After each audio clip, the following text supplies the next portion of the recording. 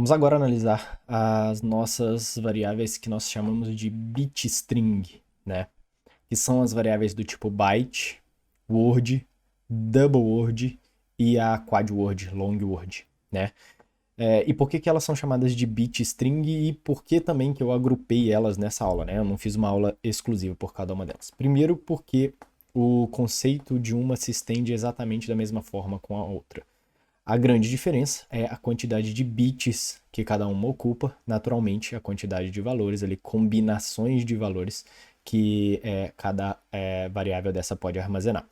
Então, lá, relembrando daquela nossa primeira aula, nós temos o byte, que são uma sequência de 8 bits, uma word, 16 bits, double word, 32, long word, 64, né? E por que elas são chamadas de bitstrings, né? Porque essas variáveis aí, quando a gente olha para ela, uma variável definida como tipo word, a gente só tem que imaginar que é uma sequência de vários bits, né? Então, string, né, vem de sequência, então é uma bitstring justamente porque não tem ali um bit que é dedicado a sinal, caso depois da vírgula. A gente vai ver depois que existem variáveis que ocupam uma word, mas tem uma formatação, por exemplo, de uma variável inteira, né? Então vai ter um bit lá que é exclusivo para sinal. Aqui não, aqui é simplesmente uma sequência de bits.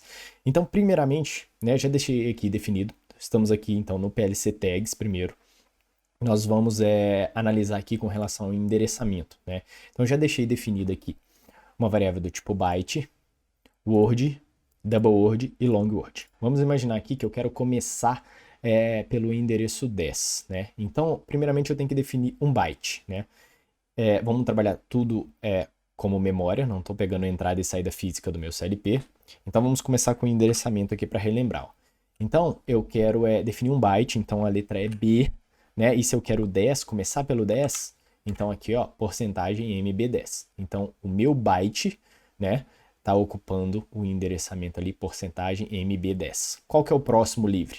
Se a variável ocupou apenas um byte, o meu próximo livre é o 11. Beleza? Então vamos declarar essa word no 11. Então vai ser M, word, então agora é um W, e a primeira disponível que eu tenho então na sequência é a 11. Uma word, ela ocupa 2 bytes. Então aquela word ali, ó, porcentagem MW11, ela ocupou tanto o byte 11 quanto o byte 12. Então agora na hora que eu vou declarar a minha double, vai ser então M, D de double, e agora o meu próximo disponível é o 13. Uma double word, então, ocupa 4 bytes. Então ela vai ocupar o 13, vai ocupar o 14, o 15 e o 16. Então o próximo que eu tenho livre é o 17. E lembrando então uma variável long, né? Então eu não tenho L, né? Então eu vou sempre fazer referência ao primeiro bit dela, né? Ela vai tratar isso aqui como um ponteiro, a gente vai ver. Então vai ser um M17 e o primeiro bit lá vai ser o 0. Tanto que não dá nenhum tipo de erro. Se a gente faz algum tipo de coisa diferente, né? Então eu posso até vir aqui, ó, colocar, por exemplo, ó, ML17. Não vai deixar, né? Porque não existe isso aqui no tio portal.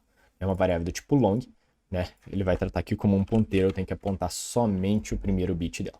Então tá aqui nossas variáveis definidas.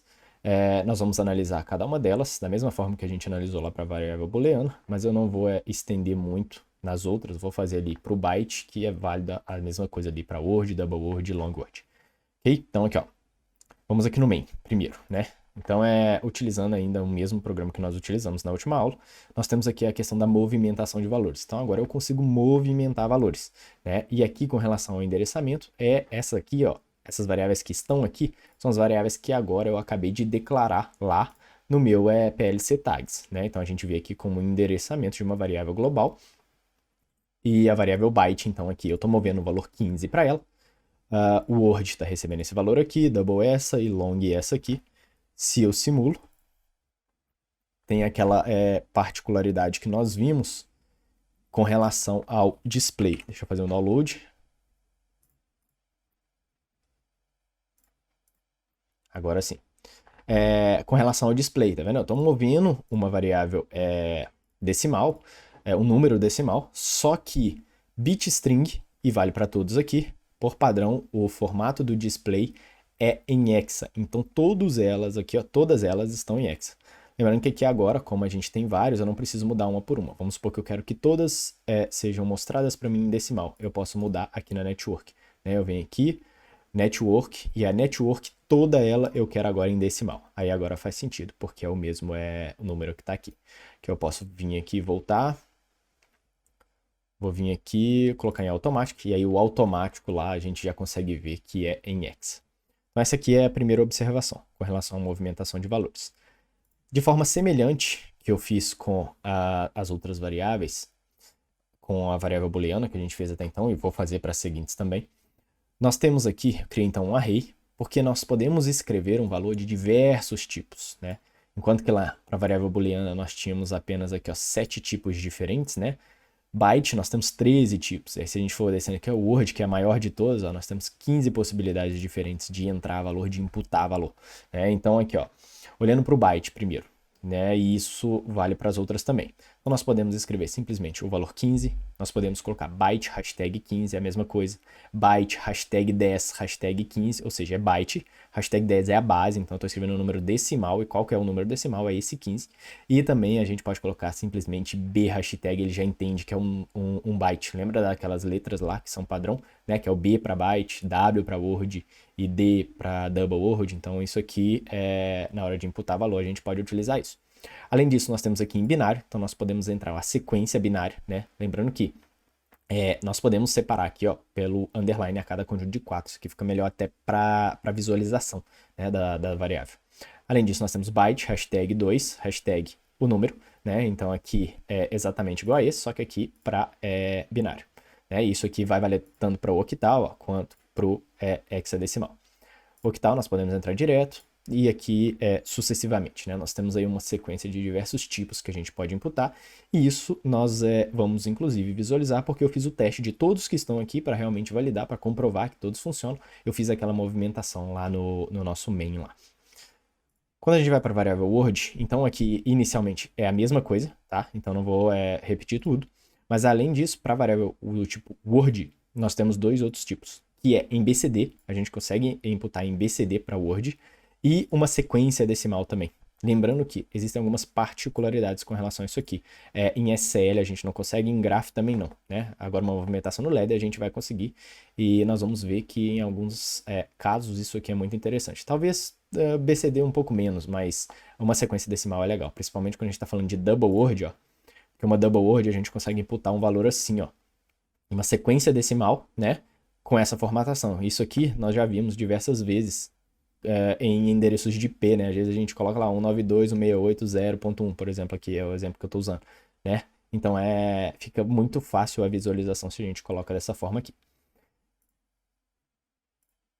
Por fim, nós temos o long, né? Então, assim, é a mesma formatação. A diferença é o quê?